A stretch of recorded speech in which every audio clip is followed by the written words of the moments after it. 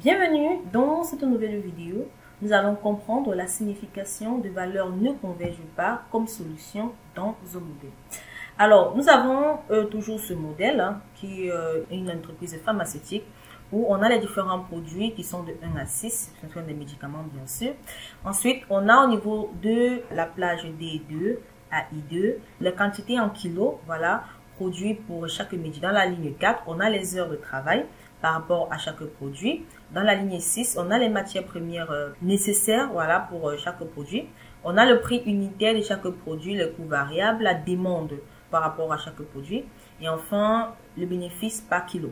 Alors, il faut vraiment regarder également les précédentes vidéos pour comprendre effectivement ce concept.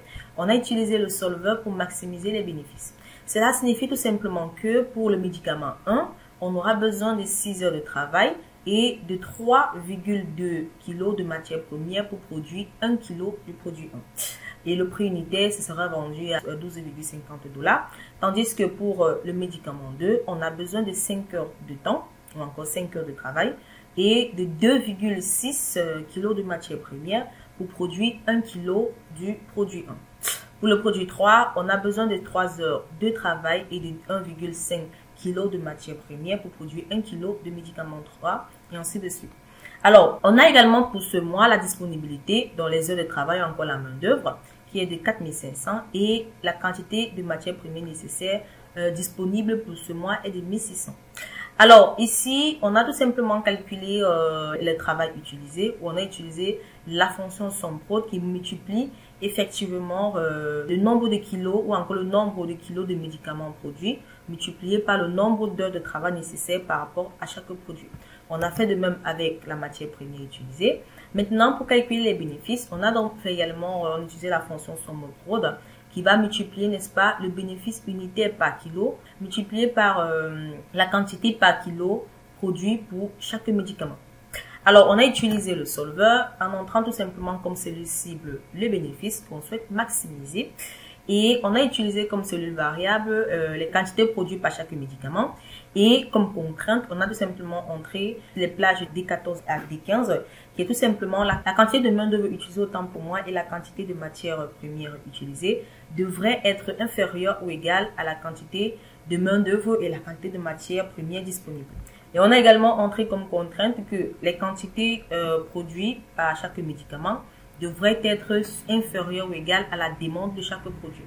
Donc, par exemple, dans la ligne 8 que j'ai omis, effectivement, on a les demandes par rapport à chaque produit. Donc, pour ce mois, on ne doit pas excéder 660 pour le produit 1, on ne doit pas excéder 928 pour le produit 2 ou encore pour le médicament 2, ainsi de suite. Donc, j'ai utilisé le solver avec ces différentes contraintes. Donc, si je vais dans le solver, voilà les différentes contraintes qui est bel et bien entrées. Maintenant, on aimerait savoir ce qui va se passer si on autorise une demande illimitée pour chaque produit et des quantités négatives produites pour chaque médicament. Alors, ce qu'on aimerait donc voir, c'est pour trouver, autant pour moi, la solution optimale pour cette situation, on va donc ouvrir le solver avec déjà les paramètres qu'on a entrés dès le départ. Donc, où on a la valeur à définir qui est le bénéfice. Ici, on souhaite maximiser bel et bien les bénéfices. Les cellules variables sont plage D2 à I2, qui sont les quantités produites par rapport à chaque médicament. Comme contrainte, on a D14 à D15 qui devrait être inférieur ou égal à F14 à F15. Cela signifie tout simplement que la quantité de main-d'œuvre disponible et la quantité de matière première disponible. Enfin, on a la deuxième contrainte qui est tout simplement du fait que la quantité ou encore le nombre de kilos produits par rapport à chaque médicament devrait être inférieur ou égal à la demande qui se trouve au niveau de la ligne 8. Alors, dans la boîte de dialogue paramètres du solver, on va donc sélectionner la contrainte D2, I2 qui sera inférieure ou égale à D8 et I8. Ensuite, on va cliquer sur supprimer pour supprimer cette contrainte-là.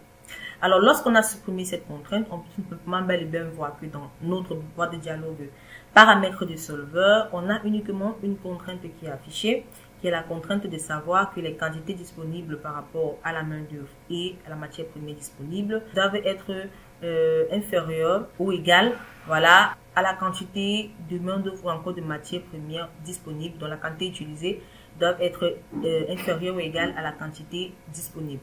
Donc, lorsqu'on a fait, après d'avoir supprimé donc cette contrainte, on va donc cliquer sur, et également dans cette boîte de dialogue, on va décocher ou encore désactiver la case rendre les variables sans contrainte non négative. On va décocher cette case-là. Donc, lorsqu'on a terminé, on sélectionne effectivement la résolution Simplex PL. Donc, lorsqu'on a terminé, on clique sur résoudre. Et là, vous allez voir, voilà. Comme vous pouvez le constater, on a un message, la boîte de dialogue résultat du solver, qui renvoie le message, les valeurs de la cellule objectif ne convergent pas. Donc ici, les valeurs de la cellule objectif ne convergent pas. Le solver peut augmenter la valeur de la cellule objectif ou la diminuer lors de la minimisation autant qu'il veut. Donc ici, comme vous pouvez le constater, on a des valeurs négatives. Par exemple, au niveau de la production du médicament 1, on devrait produire moins de 9250 kilos, qui est vraiment énorme. Voilà. On a une valeur inférieure au niveau de la production du médicament 1. Alors, comme vous pouvez le constater, le solver renvoie le message « Les valeurs de la cellule objectif ne convergent pas ». Alors, ce message signifie que si la cellule cible doit être maximisée, comme c'est le cas dans cet exemple, il existe des solutions réalisables avec des valeurs de cellules cible arbitrairement grandes. Donc, par exemple, si vous vouliez faire $1 milliard de bénéfices, le solver pourrait donc trouver une solution réalisable pour réaliser ce niveau de bénéfice-là, qu'on va également voir dans l'une de nos prochaines vidéos. Donc, cela signifie tout simplement que si la cellule cible doit être minimisée, le message définit les valeurs des cellules ne convergent pas, signifie tout simplement qu'il existe des solutions pour des valeurs cibles petites. Donc, dans cette situation, en autorisant donc la production négative, comme c'est le cas pour le médicament 1, donc en autorisant la production négative des médicaments, on crée donc des ressources qui peuvent être utilisées pour produire arbitrairement de grandes quantités d'autres médicaments. Donc, comme par exemple ici dans le médicament 2, on va produire jusqu'à 12 000 kilos pour le médicament 2.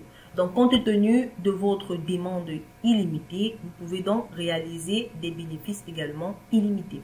Donc, ici, le bénéfice est bondé jusqu'à 8100 $, voilà, de bénéfices par rapport à ce mois.